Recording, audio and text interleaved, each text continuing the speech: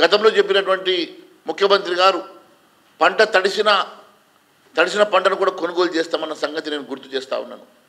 అంతేకాదు గతంలో వారు ఇస్తామన్నటువంటి 500 రూపాయల బోనస్ తోటి వారు 2650 రూపాయలకు వరిని కొనుగోలు చేస్తామన్న సంగతిని కూడా నేను ఒకసారి గుర్తు చేస్తూ ఉన్నాను.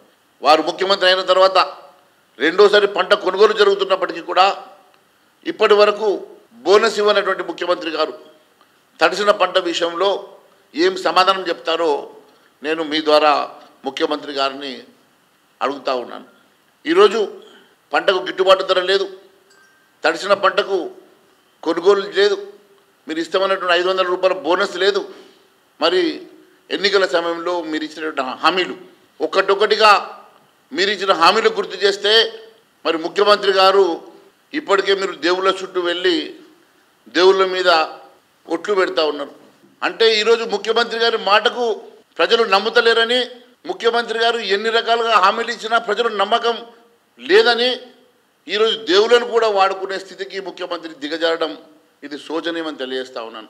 ముఖ్యమంత్రి గారు ఒక్క దేవుడు కాదు, మహబూబ్నగర్ పోతే జోగులాంబ మీద ఒట్టు పెడతాడు, యాదగిరి గుట్టకు పోతే నరసింహస్వామి మీద ఒట్టు పెడతాడు.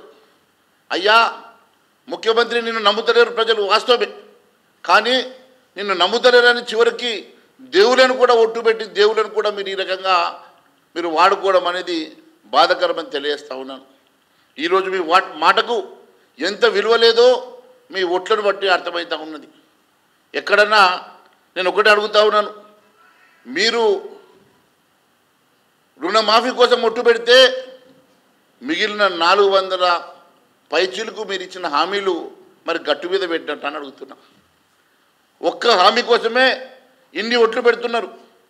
ఒక్క హామీ కోసమే ఏ దేవుడు కనబడితే ఆ దేవుడి మీద ఒట్టు పెట్టుకుంటున్నారు కదా.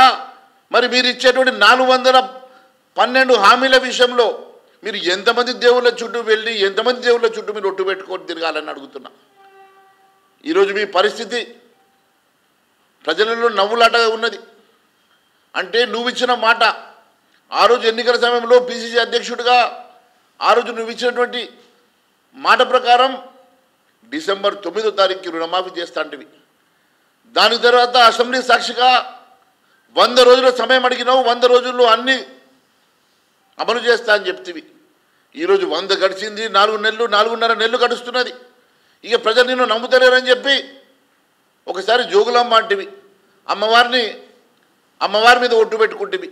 దాని తర్వాత ఈరోజు లక్ష్మీ నరసింహస్వామి మీద ఒట్టు పెట్టుకుంటేవి.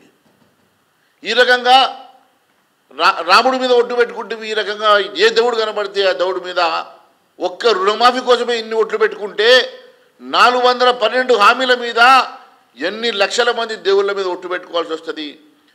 పోషమ్మ ఏ ఊరికో దా ఊరిని ఒప్పియాలంటే ప్రతి ఊరూరా పోయేసి పోషమ్మల మీద మైసమ్మ మీద ఒట్టు పెట్టుకునే పరిస్థితి వస్తుంది. ఈరోజు ప్రజలు నిన్ను నమ్ముతలేరు కాబట్టే నువ్వు ఈ రకంగా ఒట్ల బాగోద్దని పెట్టుకున్నావు కదా. మరి కేవలం రుణమాఫీ మీద ఒట్టు పెట్టుకుంటే మిగిలిన హామీలు గట్టు మీద పెట్టినవా? మిగిలిన హామీల సంగతి ఏమని చెప్పి నేను ప్రశ్నిస్తూ ఉన్నాను.